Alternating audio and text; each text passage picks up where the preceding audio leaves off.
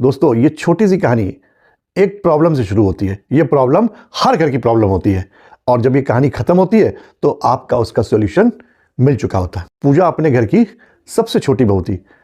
उसकी एक 7 साल की बेटी थी। उसको सबसे पहले सुबह 5 बजे उठना पड़ता था।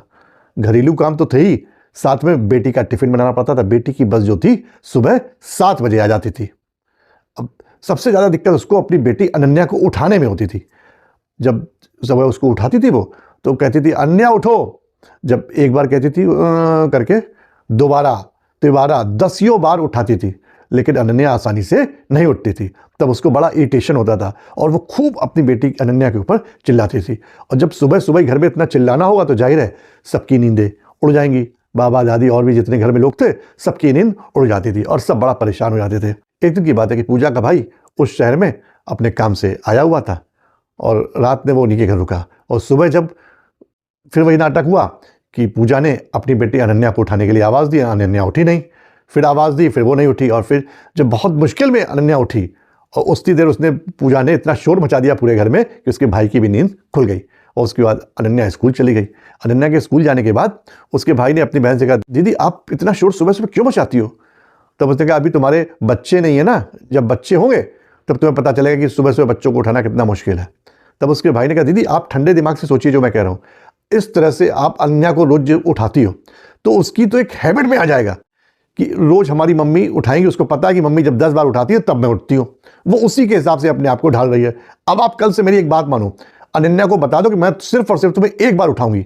अगर तुम उठ गई तो ठीक है, और अगर नहीं उठी है, तुम्हारी स्कूल बस मिस हो गई, तो जितना स्कूल का टाइम है उतने टाइम तुमको टेबल चेयर पे बैठ के वैसे ही पढ़ना पड़ेगा। बीच में जो लंच होगा वैसे उतनी देर का तुम्हें लंच मिलेगा। ना दोस्त होंगे ना सहेलियां होंगी, सिर्फ और सिर्फ कमरा होगा और तुम्हारी किताबें, कापी, चेयर, टेबल। पूजा ने अपने भाई की ये बात मान ली और अनन्या को रात में सारी बात समझा दी कि तुम्हें एक आवाज में अगर ना उठी, बस अगर चली गई तो फिर यही होगा तुम्हारे साथ। अगले दिन पूजा ने अनन्या को आवाज दी, अनन्या करते करते नहीं उठी, स्कूल बस मिस हो गई। अब फिर वही उसको फॉलो करवाया, उसने जो उसने बताया था उसको पूरा फॉलो करवाया। स्कूल की जितनी टाइमिंग थी उस टाइमिंग भर वो बैठी रही। उसको पढ़ने के लिए स्ट्रिक्टली बैठा दिया गया। ना उसके दोस्त थे ना कुछ, लगातार वो पढ़ती रही। उसे बड़ा बोरिंग लगा। खैर दिन गुजर गया। अगला दिन फिर हुआ। फिर पूजा ने आवाज़ दी, अनन्या उठो। थोड़ा बहुत डांड करने के बाद अनन्या तुरंत उठ गई और स्कूल चली गई।